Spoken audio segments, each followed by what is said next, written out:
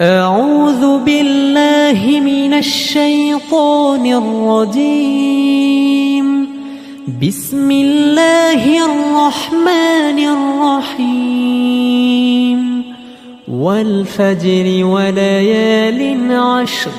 والشفع والوتر والليل إذا يسر هل في ذلك قسم لذي حجر ألم تر كيف فعل ربك بعاد إرم ذات العماد التي لم يخلق مثلها في البلاد وثمود الذين جابوا الصخر بالواد وفرعون ذي الأوتاد الذين طغوا في البلاد فأكثروا فيها الفساد فصب عليهم ربك سوط عذاب إن ربك لبالمرصاد فأما الإنسان إذا ما ابتلاه ربه فأكرمه ونعمه فيقول ربي أكرمن وأما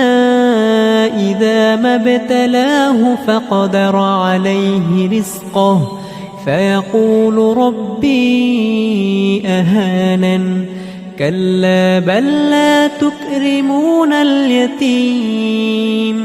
ولا تحاضون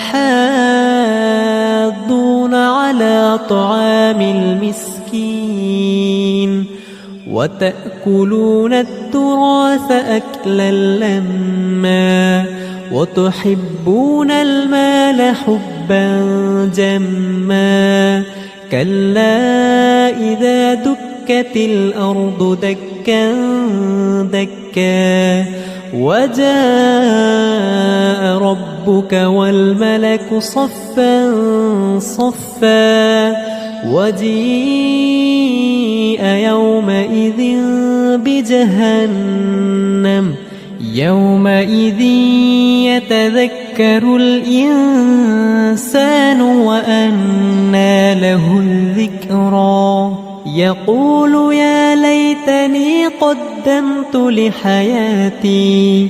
فيومئذ لا يعذب عذابه أحد ولا يوثق وثاقه أحد يا أيتها النفس المطمئنة